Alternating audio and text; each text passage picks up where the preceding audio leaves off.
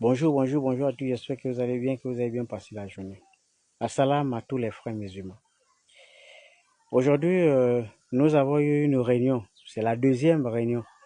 Lors de la première réunion, ça veut dire le mercredi passé, nous avons tenu la première réunion et nous avons examiné plusieurs points à l'ordre du jour. Je vous fais l'économie de ce qui s'est dit, mais à la fin de la réunion, il y a eu une déclaration et vous avez suivi à travers les réseaux sociaux. Il y a eu une déclaration des frères musulmans regroupés autour du cheikh Omar Omanda.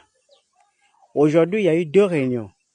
Une réunion des imams et de certains frères pro-Ismaël Hosseini Issa, donc très proches d'Ismaël Hosseini Issa, donc ceux qui ont géré avec Ismaël Hosseini Issa, qui s'inscrivent dans la continuité de ce qu'Ismaël Hosseini Issa a fait avec Ali Akuba Onanga et les autres.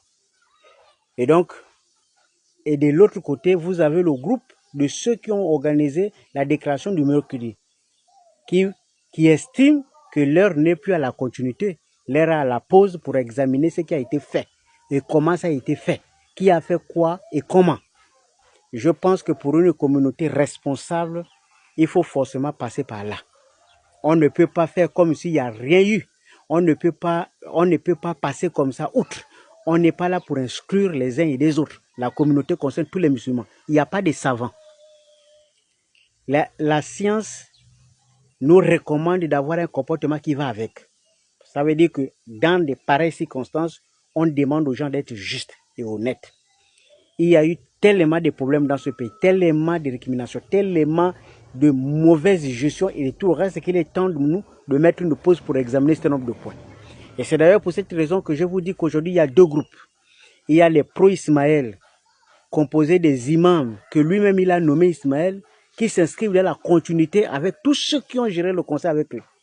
Et de l'autre côté, vous avez Omar Omanda et tous les autres frères qui estiment que trop c'est trop, il faut s'arrêter et conjuguer. Le problème maintenant, c'est comment ils vont faire pour s'entendre. Il est nécessaire que cette union se passe. Parce qu'un groupe ne peut pas prendre le dessus sur un autre. Ce ne serait pas démocratique. Le président de la transition, il a été clair. Il n'y a ni opposition, ni majorité. Il n'y a que les Gabonais. Et pour lui, il faut faire les choses de manière juste, désormais pour que ça soit légal et ça soit bénéfique pour le plus grand nombre. Et c'est pareil pour l'islam. Or, les mêmes méthodes qu'on avait utilisées avec Omar Bongo Ndimba, Bongo Ndimba, on est en train de les utiliser. Moi, j'ai entendu quelque part dire que j'ai été appelé par la présidence de la République. Donc, le président de la transition qui est chrétien appelle déjà même les musulmans pour arranger comment nous allons gérer la communauté. On commence à utiliser les pratiques d'influence. Ceux qui travaillent au CEDOC, ils disent certain nombre de choses. Ceux qui travaillent au B2, ils disent certain nombre de choses. Donc, on utilise les mêmes méthodes pour influencer les frères et pour menacer les frères. Comment est-ce qu'on va vivre dans une communauté où on utilise ce genre de méthodes? Nous sommes des hommes de religion, donc les hommes de foi. Un homme de foi ne se comporte pas comme un bandit. On ne menace pas les autres. On est dans une construction. On veut construire une société. On se retrouve et puis on dialogue. On voit les responsabilités. Qui a fait quoi, à quel moment. Et puis, on essaie de voir s'il y a possibilité de se mettre ensemble. On n'utilise pas les méthodes d'avant. Ce n'est pas possible. On ne peut pas menacer les gens. On ne peut pas utiliser les créneaux pour menacer les autres. Ce n'est pas possible. Vous ne pouvez pas faire comme si vous étiez les seuls à avoir des relations, que vous soyez du Haut-Togo ou quoi. Ce n'est pas une raison pour utiliser ce créneau pour menacer les gens. Nous sommes dans une république. Nous sommes dans un pays où il y a plus d'une cinquantaine d'ethnies. Vous ne pouvez pas menacer les autres parce que vous appartenez à une ethnie, parce que vous appartenez à une province. Il faut que ça s'arrête. Il faut que ça s'arrête. En tant que musulmans, on a le devoir, l'obligation d'être des modèles. Et si on ne peut pas être modèle, ça veut dire qu'on est des bandits. Et moi, je pense qu'il est temps pour nous de mettre un peu de l'eau et de se mettre, d'avoir un peu, de faire preuve de beaucoup de sagesse.